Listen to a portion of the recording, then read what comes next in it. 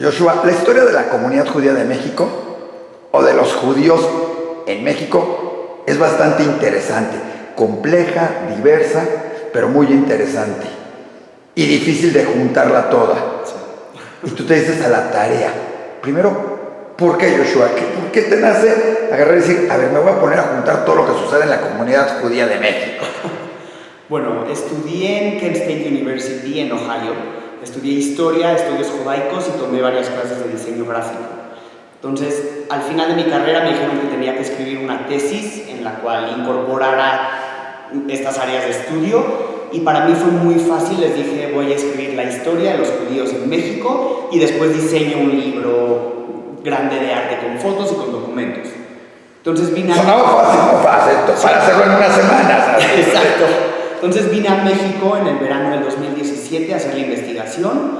Pasé todos los días de ese verano en el CEDIJU, y varias personas de la comunidad también compartieron conmigo fotos, documentos, libros. Mi asesora histórica fue la doctora Alicia Gochman de Bacal. Muy buena.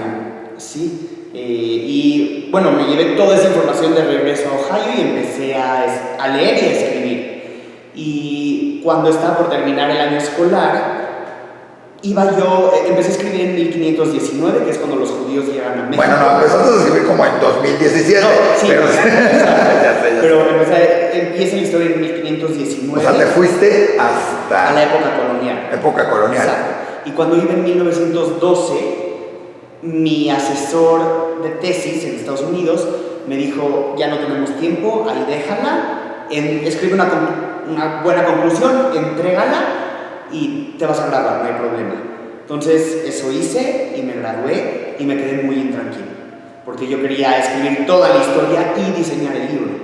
Entonces, después de graduarme es cuando decidí seguir escribiendo. Escribí de 1912 a hoy en día, y después diseñé el libro con las fotos y los documentos, y acabé en el 2000. Yo me gradué en el 2018, entonces del 18 al 22 acabé todo el libro. Oye, pero lo hacías como un trabajo, sí. Lo hacías en tus tiempos libres. O sea, ¿cómo lo hacías? Porque había que trabajar, había que vivir, estudiar, sí. O sea, yo empecé la escuela rabínica en el 2018, entonces todas las mañanas iba a la escuela y todas las tardes me dedicaba a hacer el libro. O sea, ¿estás estudiando para rabino? Sí. ¿Ya te graduaste de rabino? No. ¿Ya te tengo que hablar como rabino? No, me faltan 2 años. Ah, bien. Todavía no. Ya tendremos otro rabino mexicano por allá. Exacto. Felicidades en eso, ¿eh? Gracias. Ya, hoy no vamos a entrar en tus políticas, relaciones, etcétera, de como rabino, porque hoy ya después discutiremos y tendremos con quién hablar temas bien interesantes contigo seguramente. Pero dime algo, Josh. Dentro de todo el libro, ¿cómo decidir qué es lo importante? Porque hay 200,000 instituciones en México, hay 5, 6 comunidades, el deportivo. Exacto. ¿Cómo escribir qué es lo importante? Lo que yo quería es que estemos todos representados en este libro, todos los judíos de México, de todas las comunidades e instituciones. Yo quería que todos estemos representados en un mismo libro, porque para hacer la investigación hay muchos libros de la comunidad, pero son por comunidades. Hay un libro de los judíos de Alepo, hay un libro de la Monta, hay un libro de la... pero no estamos todos en un mismo libro. Claro. Hay imágenes de un encuentro, pero ese no cubre la modernidad. Esa es la primera... Y hay libros de cada comunidad, y hay un libro de sinagogas. Sí, exacto. Hay libros por separado, pero no uno de todos. Y eso es lo que yo quería. Yo quería que cualquier judío que vive en México, cualquier judío mexicano, agarre este libro y pueda decir, este es mi historia, este es mi Shorashim. Cualquier judío, Ashkenazí, Sefaradí, Halevi, Shami, ortodoxo, conservador, secular, cualquier judío, este es su historia. Eso es lo que yo quería. Entonces, en el 2022, cuando lo acabé de escribir, dije, ¿cómo se publica un libro? No tengo ni la menor idea. Entonces, mi tío Ronnie Reitman trabaja en Litoprocess. Entonces, le escribí a él. También su crédito porque le quedó padrísimo. Sí, le escribí a él y le dije, ¿qué hacemos? ¿Cómo publicamos el libro? Me dijo, yo conozco a Marcos Meta, te voy a poner en contacto.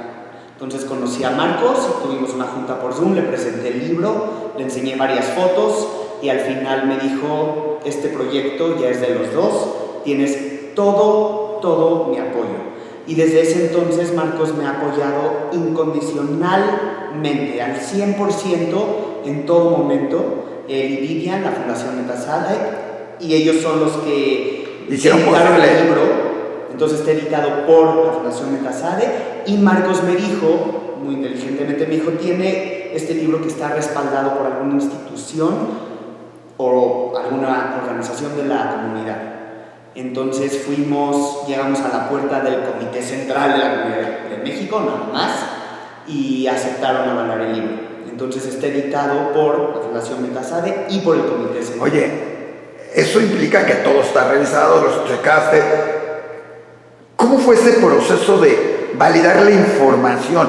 Porque hay historias, hay gente que valida, ya vi tu cara. Platícanos qué tan complicado fue validar para que esto fuera real, o sea, para que no fuera, ay, mi tío me contó. Exacto. Cuando el Comité Central aceptó avalar el libro, dijeron que tienen una condición, y fue una muy buena condición. Dijeron, cada comunidad y cada institución y cada organización tiene que leer su parte y validarla. Y eso hicimos y tardamos más de 1 año y medio. Sí, porque hablas de las instituciones, pero hablas de los colegios, aún los que ya no están, ¿sí? Y todos tenían que revisarlo, ¿no? Todos. El Comité Central me puso en contacto con cada comunidad, cada organización. Yo les mandé su parte, la leyeron, algunos corrigieron, algunos no, algunos me dijeron, cambia esta foto, pon esta foto, quita esto, agrega esto. En todos los detalles se metió cada institución. Todos, y al final nos dijeron, ya está validado, ya está validado, ya está validado.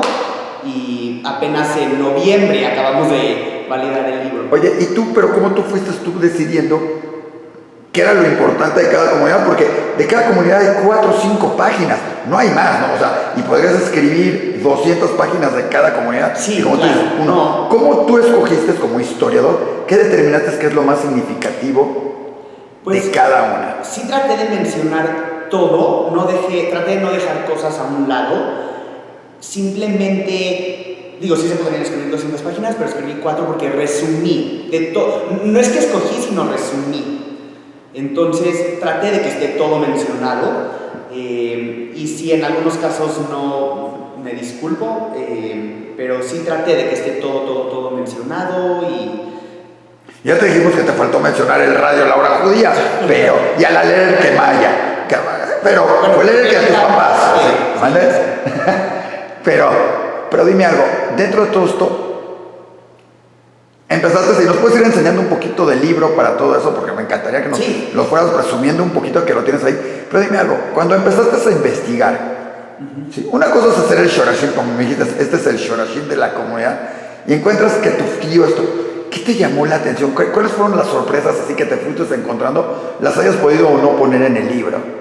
Lo que más me sorprendió de la historia, toda la parte de la época colonial, porque de la parte moderna sí sabía bastante, porque me encanta la historia y conocí un poco de la modernidad, pero no conocía nada de la época colonial, de los judíos en el México colonial. De eso no sabía mucho, entonces investigar de eso. Hay en el libro muchos, mi tía Liz Bacal tiene objetos de la época colonial, que me los enseñó, me los prestó. ¿Metió algo de la migbe? ¿Metieron algo de la migbe de Juliantla? No, pero te voy a enseñar. Enséñanos, pues, tiene Gragers de Purim de la época colonial, que se hicieron en México. Entonces yo les tomé foto y salen en el libro, en el capítulo. Este es el capítulo 1. Entonces, por ejemplo, entre escondites y todo. ¿Por qué entre escondites? Bueno, a ver. Porque los judíos vivían escondidos en esa época, porque escondían su judaísmo y en las calles vivían como cristianos. Entonces, por ejemplo, este es un estilo amuleto, pero se ve una menorá dentro. Clarísima. Aquí, por ejemplo, se ve 2 Gragers de Purim. Este tiene un Zion con diamantes. Todos hechos en México en la época colonial. Este es otro Grager, pero mucho más chiquito, es miniatura. Bueno. ¿Ya está grabando? Sí. Entonces, tenemos los Gragers. Para la gente que no entiende lo que es un Grager, explícale, porque esto es Ashkenazí, pero también es sefaradí y el Grager. No, claro, sí. Bueno, en la fiesta de Purim, cuando se lee el libro de Esther en el templo, cada vez que se menciona el nombre de Amán, que es el villano en la historia de Purim, se usa esto que es un Grager. Como la matraca mexicana. Una matraca matraca para hacer ruido y que no se escuche el nombre. Y están monedas, estamos viendo. Exacto. Aquí hay algunas fotos de la Inquisición, el Palacio de la Inquisición, ¿no? Exacto, otro Grager, una cadena de, grilletes de una de las cárceles de la época colonial, otros Gragers chiquitos, con una bailarina arriba. El libro también tiene, a lo largo de todo el libro, hay cuadros de la exposición de Tere Meta y de Agustín Castro. Hicieron una exposición que se llama Dos vías, una historia. Sí, buenísima. Tere es una súper artista, sí, increíble. Sí. Y son cuadros que cuentan la llegada, el desarrollo y la presencia de la comunidad judía en México. Entonces, a lo largo de todo el libro están los cuadros. Por ejemplo, es de la época colonial. Sí. Aquí hay varios documentos también de esa época, un sidur. Esa es la época colonial. Por supuesto, hablas de la familia Carvajal, sí, de Nuevo León, de todo eso. Exacto. Oye, ¿y qué te sorprendió de encontrarte esas cosas, de conocer eso? Porque te fuiste hasta los 1500, que es así. Sí, me encantó ver todos los objetos, leer los documentos. Fue impresionante, ¿no? Que tengamos todo eso que es tan valioso y saber que hubieron tantos judíos en México en esa época y que se fue perdiendo el judaísmo poco a poco fue súper interesante. Y la portada, platícanos, porque muy de esa época, o sea, muy colonial, muy de todo. Les enseño la portada. La portada la hizo mi hermano chico, se llama Tzvi Kogan, es animador, ilustrador, y le pedí que él me haga la portada. Entonces va de atrás hacia adelante, es una misma ilustración. Empieza aquí, esto es por ejemplo esta columna, esta es la época colonial. Sí. De aquí seguimos a Bellas Artes, es toda la Reforma, el Porfiriato, y de aquí sigue. Entonces empieza la Revolución, está con los sombreros, el ángel, y ya se va hacia la época moderna. Este es Justo Sierra, hoy en día es el Sedijum, pero es un shul que era de la comunidad Maguen David. Entonces va de la época colonial a la moderna. Oye, y dime algo, dentro del libro, seguramente cuando lo ibas haciendo te decían, tienes que meter esto, pero tienes que meter, y cada uno que te encontraba y le decías que estás haciendo el libro, te decía, tienes que meter esto, y tienes que meter el otro. ¿Estoy en lo correcto? ¿Te fueron diciendo? ¿Cómo lo ibas? No mucho porque lo hice solo y no... Y a distancia, no estabas en México haciendo. No estaba en México, yo lo estaba haciendo desde Nueva York y como que no... Disfruté mucho hacerlo, no me molestaron así de pon esto, quita el otro. Yo hice la investigación, lo fui escribiendo, lo disfruté muchísimo, ¿no? Oye, y de la época, dices, tuviste la época colonial, seguramente la época cuando se empezó a formar la comunidad, como se recuerda hoy en día, hace 100 y cachito de años, ¿sí? De todas esas épocas, incluyendo lo que fue la época del Holocausto y todo eso, ¿qué sacaste? ¿Qué fuiste encontrando? Porque es cuando llegaron también tu familia a México. Sí, el libro entonces empieza en la época colonial, después hay un capítulo de la Reforma y del Porfiriato, y después el resto del libro ya es en la comunidad. ¿Qué tanto es de la Reforma y el Porfiriato? Porque no es una época muy conocida de la comunidad judía de México. Sí, también se me hizo muy interesante, es de mis capítulos favoritos. No, hubieron muchos judíos en México en esa época, pero no se quedaron y no establecieron una comunidad formal. Claro. Venían de países europeos a hacer negocios y se regresaban. Eso fue la Reforma y el Porfiriato. Pero igual es muy interesante porque la joyería, por ejemplo, la Esmeralda, fue fundada por judíos que vinieron de Europa. Entonces, toda esa época es muy, muy interesante y ya después es cuando... Sí, hay en San Miguel de Allende también hay una pastelería y una joyería, más o menos también de esas épocas muy interesantes que se fundaron y que quedaron allí con las minas y todo, y de repente quedaron ya no en manos de la comunidad o de gente de la comunidad, sino de gente que la trabajaba porque vivían fuera. Exacto. Sí, exacto. Sí, ya después me meto en lo que es la comunidad moderna y cuento la historia de cada comunidad. Hay un capítulo en el que cuento la historia de las comunidades que se fundaron con base en los lugares de origen, y otro capítulo que cuento la historia de las dos comunidades que se fundaron con base en el movimiento conservador. También hay otro capítulo del Centro Deportivo Israelita, hay otro capítulo en donde cuento la historia de las organizaciones e instituciones. Entre ellas las organizaciones juveniles también. También tocaste las organizaciones juveniles. Por ahí vimos fotos de la NOAR, las demás no importa, de la NOAR, no sé. De todas las MOT, está prensa, entretenimiento. En prensa, gracias por incluir al Diario Judío. Nos da gusto ser parte del libro. No nada más ahí, sino hay una foto. La mejor foto de tu libro es una del Colegio Israelita de México. Definitivo, es la mejor foto, o sea, no puedo decir otra cosa, pero, oye, dentro de todo eso, cuando llegaste, o sea, el Colegio Israelita, 98 años, el Maguen David 50 más o menos, la otra 25, todo. Qué complicado escoger fotos, escoger todo eso de cada uno, porque, digo, yo sé que la del Colegio Israelita no tuve estos problemas porque estaba yo, entonces fue fácil escogerla, pero supongo. Sí, hay tantas fotos que traté de escoger las mejores, las que más me gustaron. Si no había tantas, puse las que me compartieron. Pero difícil, oye, y debe haber sobrado un chorro de material. Sí. Para hacer con eso. Sí, ya platicaremos porque se puede hacer muchas cosas. Sí, claro. Pero dime algo, ya que empezaste a todo eso y empiezan los recuerdos, las memorias, y empiezas a platicarlo con tus papás, ¿sí? Exalumnos del colegio, por parte de la comunidad, ¿qué te decían cuando los comentabas con ellos? ¿Te decían y te decían que encontraban? Sí. Están muy orgullosos, muy orgullosos, muy emocionados. No nada más mis papás, pero mis abuelos también, mi Bob y mi Zeide, tíos, primos, mis hermanos, mis mejores amigos están muy emocionados. Mi Zeide me dijo el otro día que están viviendo, lo que están viviendo esta semana, ¿no? Con la publicación es algo que nunca han vivido y que nunca se imaginaron que iban a vivir, entonces están emocionados. Es algo que va a quedar para la historia de la comunidad, queda el recuerdo y toda la historia para el que quiera saber. Dime algo, entras en cuestiones religiosas, hablas de la religión, hablas de historia, hablas de negocios, ¿de qué hablas en el libro? O sea, el que agarre el libro, ¿de qué va a encontrar? Platícanos algunos detallitos del libro, enséñanos lo que vayas encontrando, sí, platícanos un poquito. Les enseño, por ejemplo, los orígenes de la comunidad de México. Hoy en día los judíos de México se dividen en cuatro, ¿no? Los Ashkenazí, los Sefaradí, los Halevi y los Shami.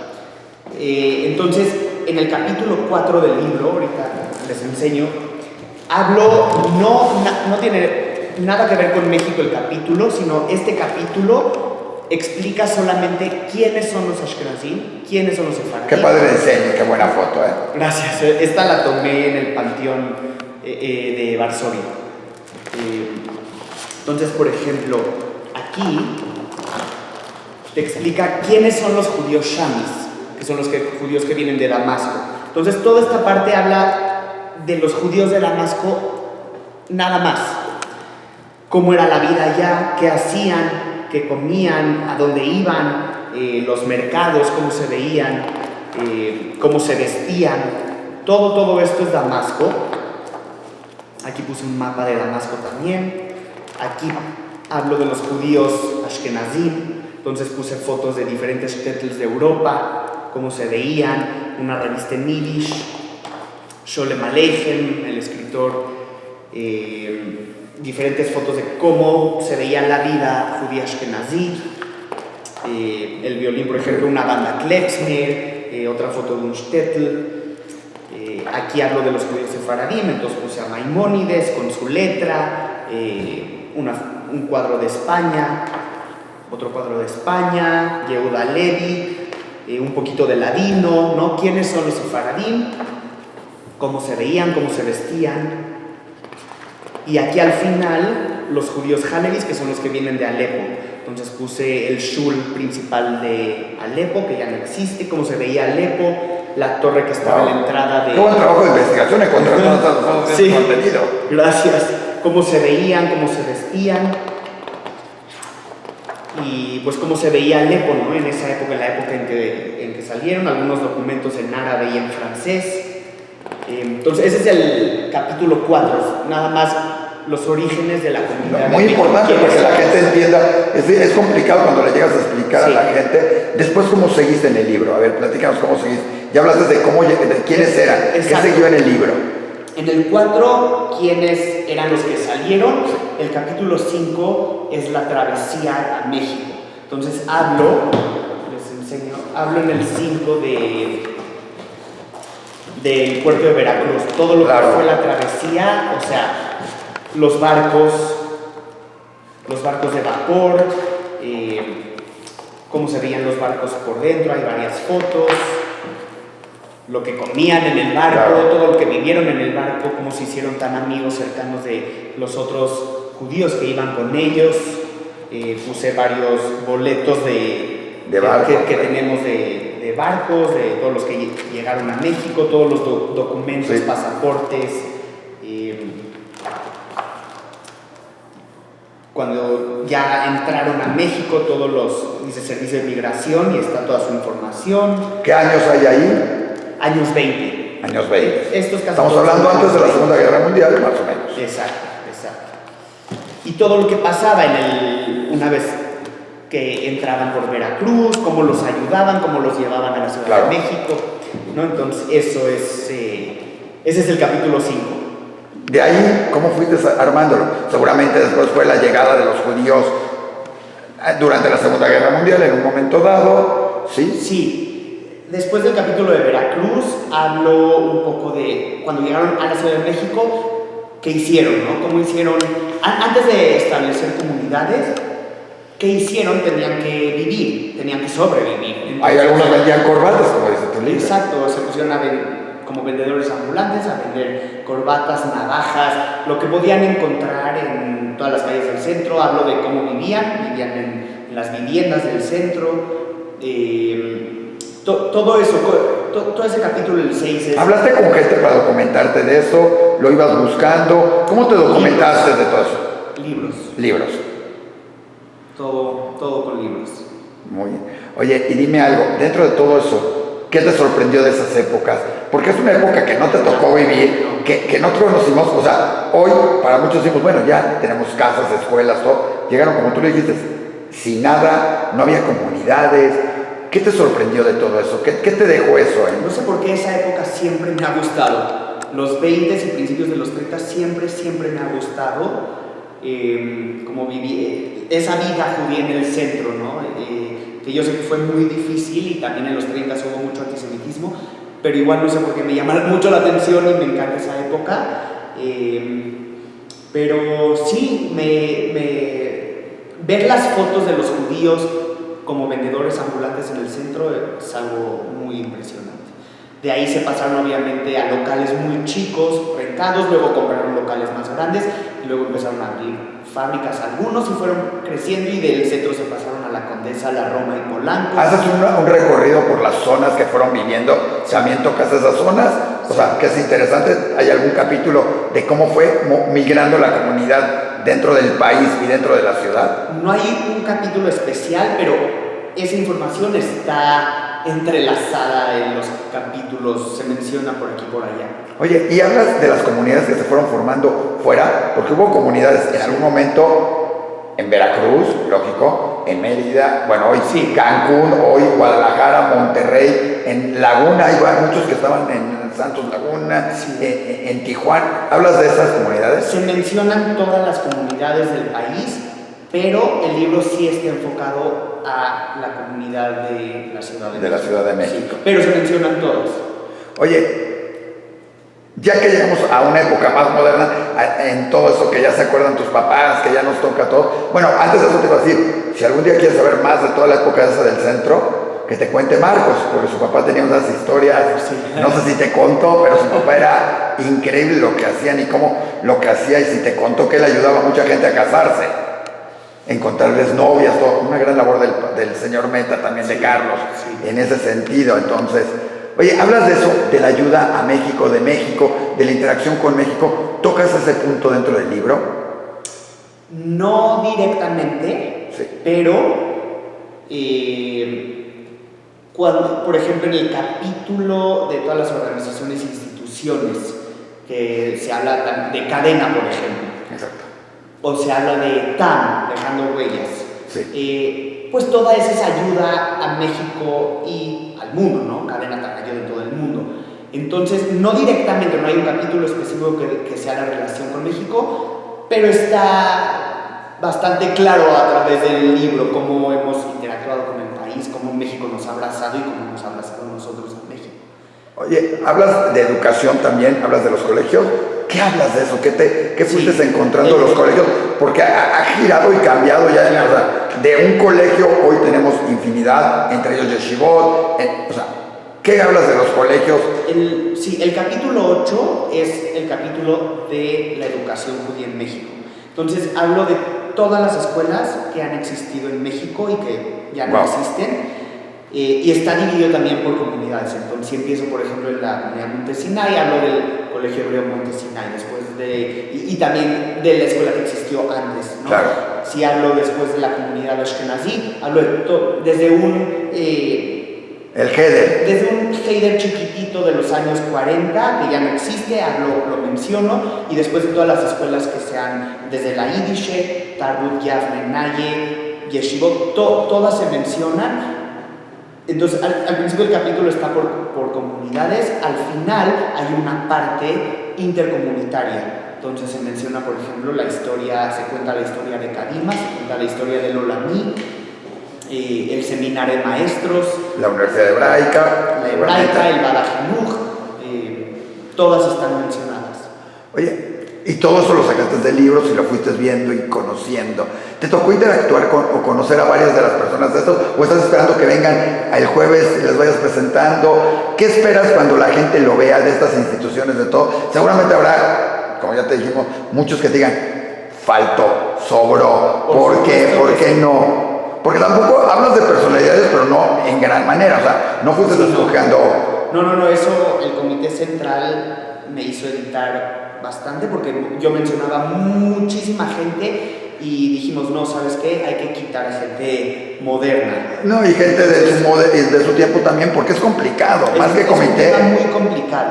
¿Por qué pones a uno y no al otro si pones Por eso, yo cuando recién lo acabé, yo mencionaba, por ejemplo, no sé, el Hills Farein, el presidente actual es tal. Me dijeron, eso va a cambiar en un año, hay que quitar todos los presidentes actuales, nada más deja a los fundadores. Es más, ya no se llama Hills Farein, hoy en día se conoce como beneficio israelita.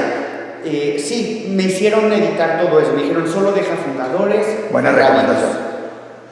Y rabinos, algunos modernos y algunos porque también ha habido una larga historia de rabinos, entonces es complicado hablar pero dejé a todos los modernos. A todos los modernos. También es una tarea difícil de poner porque hay muchos y ver. Oye, y dime algo, cuando te tocó el tema de religión, seguramente tocaste el tema de religión, y de hablar de cómo lo manejas o cómo lo fuiste exponiendo, porque hasta dentro de eso tú dijiste, en un momento dado eran 4 comunidades por origen y 2 que se crearon por concepto de religión. Sí. ¿Cómo lo pones? ¿Cómo lo dices? ¿Qué dices? ¿O qué te llamó la atención? El capítulo 10 es en el que hablo de Bet Israel y de Betel, que son las 2 comunidades que se fundaron con base en el movimiento conservador. Entonces, en la introducción a ese capítulo explico los diferentes movimientos del judaísmo. ¿Qué es el judaísmo ortodoxo? ¿Qué es el judaísmo conservador? ¿Qué es el judaísmo reformista, reconstruccionista, humanista?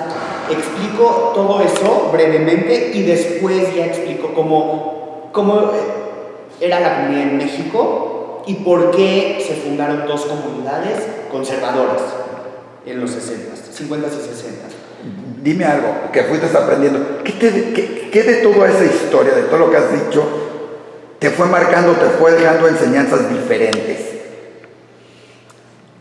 De la historia, de la parte de los movimientos, de la parte de los movimientos. Primero de lo moderno, de la comunidad, de eso. ¿Qué te marcó? ¿Qué te fue dejando decir? Hijos, qué interesante saberlo, porque muchos dirán, es historia, pero seguramente detalles finos que debemos de conocer.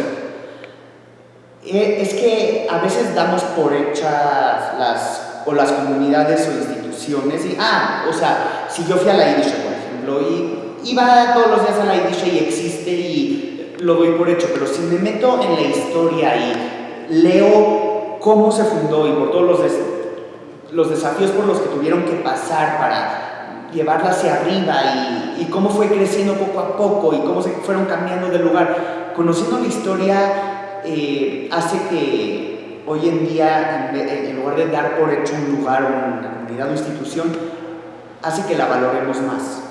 Oye, es lo que me gusta de la historia.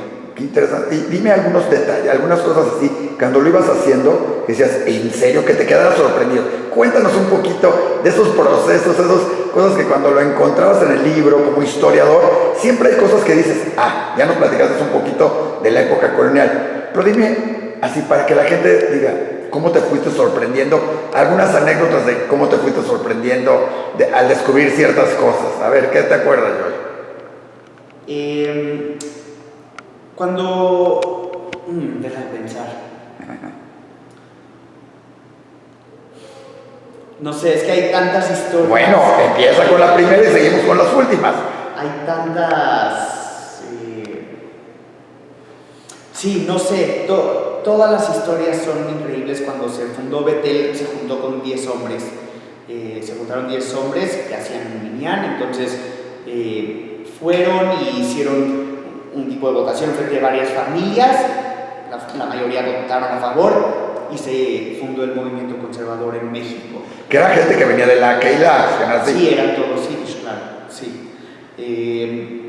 No sé, eso es muy interesante porque yo amo Betel más que ningún otro lugar del mundo. Entonces, la historia de Betel y cómo se dio en un país, dentro de una comunidad pues bastante ortodoxa, ¿no? Era 100% ortodoxa la comunidad, y cómo nació el movimiento conservador y cómo ha sido difícil, ha sido bastante difícil. Primero como congregación, hasta sí, formarse como comunidad. Exactamente, exacto. Y obviamente no ha sido fácil para ¿Alguna otra anécdota, alguna otra cosa que cuando lo viste o viste la foto, siempre te queda voy a platicar? ¿Ya viste? O le hablaste a tu papá, o le hablaste a alguien, o te lo quedaste tú diciendo, y bueno, imagina, y te dio vuelta alguna otra que te acuerdes de estas historias. Hay un capítulo del antisemitismo en México. Perfecto. Que es toda la historia del antisemitismo desde los años 20, 30 en especial, que fueron muy difíciles, hasta hoy en día, todo lo que ha pasado. Tocas hasta el tema de la embajada de Israel. Exacto. En ese capítulo, mi tía Alice Bacal en su casa tiene un periódico enorme que dice, se los puedo enseñar porque sí, mi foto me dejó escanearlo y para poderlo sacar acá.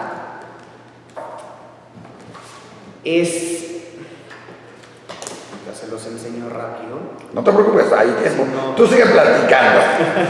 Es que es un periódico que dice, aquí está, acá.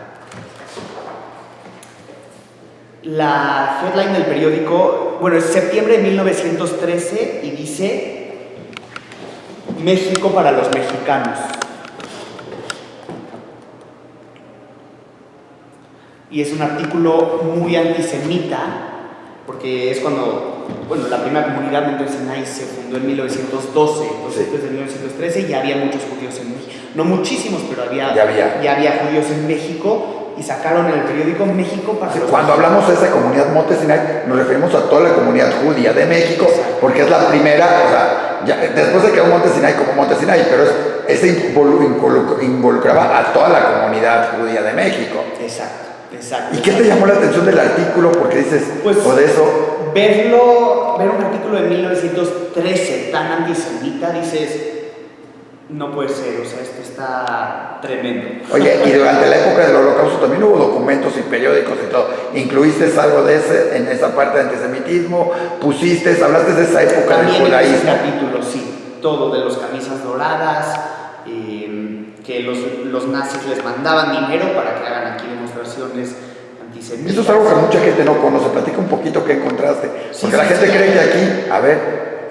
No, hubo mucho antisemitismo en los años 30, igual que en Europa, principalmente de un grupo que se llama los Camisas Doradas, aquí está. Este fue el fundador, se llama Nicolás Rodríguez. Sí. Carrasco, él fue el fundador de los Camisas Doradas en México, y bueno, literalmente tenían su uniforme, eran camisas doradas, y hacían demostraciones antisemitas. A los judíos que estaban en el centro, pues les fue muy difícil por ellos, por su culpa.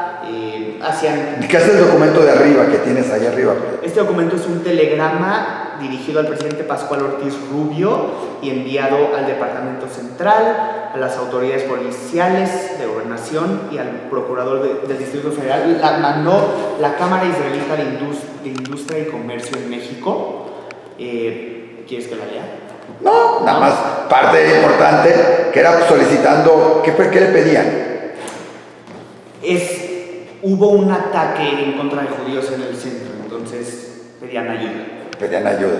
Oye, ¿y cuentas qué sucedió con todo eso? ¿Qué ha evolucionado? ¿Qué ha sucedido a raíz de eso? Y seguramente pues, estuvo y estaba al lado y está eso. ¿Tienes tú un capítulo o alguna parte especial del Comité Central? Sí. Está el capítulo 11, que son todas las instituciones y organizaciones de la comunidad. Empieza ese capítulo con el Comité Central. Aquí es cuando se fundó. Entonces, dentro del Comité Central están Tribuna Israelita, el Comité de Seguridad Comunitaria, el Comité de Acción Social y el Comité de Análisis Estratégico. El CAE, sí. Entonces se mencionan los cuatro, obviamente esta es la historia del comité, y cómo ayudan a la comunidad, esto es lo más impresionante del libro, obviamente, es increíble cómo manejan a la comunidad y cómo nos protegen y nos cuidan, es admirable y muy impresionante. Y ¿Hay alguna época antes de René Dayan ahí? ¿Hay época antes de René Dayan? Ella es todo allí. Todo, exacto. Sí, no, Mauricio Luque y René Dayan salen aquí en las fotos porque son todo. Esta es la parte moderna del comité, todo lo que han hecho, ¿no? Que sí. La Lotería Nacional con López Obrador, con Claudia Sheinbaum. Me encanta que poder decir que en uno de esos otros lugares ahí estuve yo, pero da gusto saber que estás en alguna de las la fotos. Secretaría de Marina, con el presidente de Israel, con Shimon Peres, todo lo que ha logrado el comité. Y veo que hablas de la OCE, la parte médica. La Bikur Jolim, la OCE, el Eichel, Kadima, la beneficencia israelita, Salah, voluntarias judeo-mexicanas. Ahí hay que hacer un close. A ver, regresa a la página anterior. Importante la labor de las voluntarias judeo-mexicanas. No como las de todas, nada más, lo hizo. Todas, sí. Federación Femenina, seguramente. TAM, el sionismo en México, el Consejo Sionista, el Instituto Cultural México-Israel. ¿Hablas algo sobre la relación de la comunidad con Israel? Sí, acá, en la parte de sionismo hablo un poco de eso. También aquí está... Es imposible hablar de todo extensamente. Sí. La juventud o los movimientos... Sí, Moetzetat Not, lo vemos ahí. Juveniles, FENEF. Sí. Sí, todo. Dime algo. Cuando empiezas a hacer un libro así y empiezas a hablar de historia, siempre tienes un poco también la historia propia. Si no tuya, porque eras muy chavo, te tocó y vives fuera y todo eso, pero tienes la de tus papás, la de tus abuelos. ¿Cómo no caer, porque tu libro no lo trae como tal, en las historias de tu familia, en caer, en reflejar? Te lo pregunto porque seguramente es que mi abuelo me contó, mi bobe, mi zeide. Sí, no, traté de no meterme en historias así muy personales, traté de nada más contar la historia general de todos, sin meterme en detalles, solamente en la época colonial, la reforma del porfiriato, ahí sí cuento historias muy específicas de familias, pero en la modernidad no, en la modernidad es solamente la historia general de todos. Oye, dime algo, ¿te faltó algo? ¿Sientes que le podías haber puesto algo más? ¿Sientes algo? No sé, se me ocurre y pregunto porque no sé, recetas de cocina, comida, la alimentación, aunque la mencionas en algún... Menciono la comida de cada comunidad, pero no incluir recetas. Debería ser entonces otro libro de recetas, pero no... Por ahí, en estos días se va a estar presentando también en México un libro de recetas con historia de la comunidad judía. Buenísimo. Digo, te lo paso, ¿sí? También de alguien de la comunidad que lo está haciendo, alguien también que vive en Estados Unidos, entonces curiosamente. O sea, curioso tiene que ser gente de Estados Unidos. Exacto. En México también se hacen cosas importantes. Pero algo que creas, algo que dejaste, que digas, Digo, ya salió el primero, pero que digas, ¿por qué no metí? ¿Por qué no hice? ¿Vamos a hacer una segunda parte? ¿Vamos a hacer algo? ¿O estás así? Esto es. Estoy satisfecho. Ahora platícanos, ahora qué va a pasar con el libro, porque aquí está el libro, Sí. está el de esto. ¿Qué sucede con el libro ahora? El libro se publica este jueves 29 de mayo a las 7 de la noche en la comunidad sefaradí. Es un evento del Comité Central y de la Fundación Metasade y mío. Es un evento intercomunitario. Es en la CEFA, pero es intercomunitario. Todos están invitados de todas las comunidades, instituciones, organizaciones. Está abierto a todos. Ahí se va a vender el libro. Y va a estar increíble el evento. ¿Los fondos son para algo en especial, para ayudar a alguien, para completar algo, o es para cubrir los gastos de este libro que es tan precioso? Es una edición impresionante de todos. ¿Qué es lo que más te gusta del libro? A ver, piénsalo. Ya sé que todo, pero ¿qué es lo que más te gusta? Si alguien te dice, a ver, presúmeme el libro en 1 o 2 minutos, presúmemelo en 2 minutos. ¿Qué le presumirías del libro? Lo que más me gusta es que todos estamos representados. Eso es lo que más me gusta. Que cualquier judía, como ya lo dije, cualquier judío de México puede decir, esta es mi historia. Nunca vas a conocer a un judío en México que agarre este libro y diga, esta es tu historia. No, este libro es el de todos y eso es lo que más me emociona. Pues felicidades, increíble el trabajo, Josh. Gracias. Seguramente después se va a poder conseguir también en internet o en algo. Sí, estamos por lo pronto este jueves en la comunidad sefaradí, después en el Comité Central, se pueden comprar ahí y estamos viendo en dónde más, les aviso más adelante. Bueno, ahí te podremos ayudar también a hacerlo hacerlo en internet y por supuesto si quieres y hacemos algo, podemos tener algo en Diario Judío para la gente, porque no nada más es un libro para la comunidad judía, hay que hacerlo la mención, es para mucha gente que no es una historia, porque tocas la historia de México, ¿estoy correcto? Sí. ¿Qué hablas de México? Porque por ahí vimos edificios, cosas. Sí. ¿Qué hablas de la historia de México?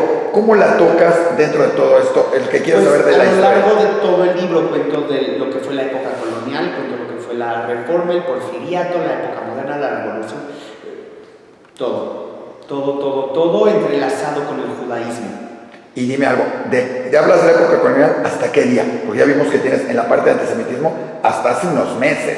Sí. ¿Hasta la cuándo? época colonial, Todo. Y ya la actualidad, ¿hasta qué día hablas de la comunidad judía?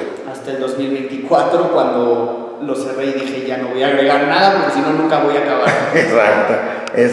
Y la última, ¿qué quieres que la gente cuando lo vea el libro sienta, se inspire? ¿Qué quieres dejarle a la gente? Porque hay libros que son de historia y te dicen, esta es la historia, ¿sí? Alice tiene algún libro, sí, gente, Hamoy tiene otro libro, hay varias personas ¿qué quisieras que la gente sienta? Porque el libro está increíble, lleno de fotografías, es un libro principalmente visual, sí. Muy moderno, o sea, sí. a diferencia de otros que es léetelo todo. Sí. ¿Qué quieres? ¿Cómo quieres? Porque va muy enfocado a los jóvenes, creo yo. Sí. Bueno, primero que lo lean, que lo disfruten, que aprendan de la comunidad.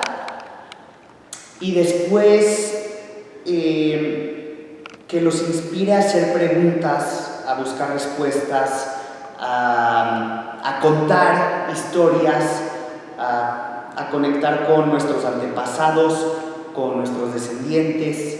Es importante la historia.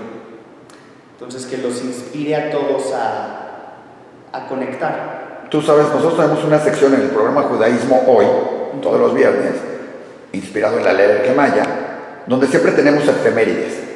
Y siempre Daniel, que es todo un erudito en todo eso, hace mención de la historia, lógicamente con las efemérides, pero trayéndolas al mundo actual. ¿Cómo eso nos afectó al día de hoy?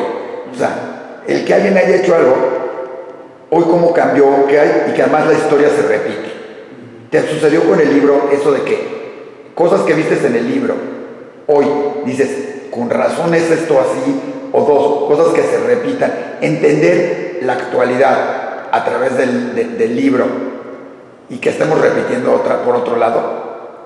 Tú que eres historiador, debes haber encontrado así cosas. Sí, todo, no sé,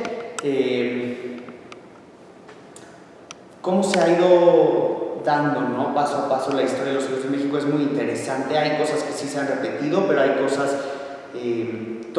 es increíble ver cómo todos los desafíos de un principio, cómo se fueron arreglando poco a poco. La creación del Comité Central, por ejemplo, en el 38, estaba tan dividida la comunidad que el Comité Central junta... Un modelo único en el mundo, que me parece que es un modelo único en el mundo. Es muy impresionante. Entonces, ese tipo de cosas que lo seguimos teniendo y la labor tan impresionante que hacen hoy en día, todo eso ha sido muy interesante.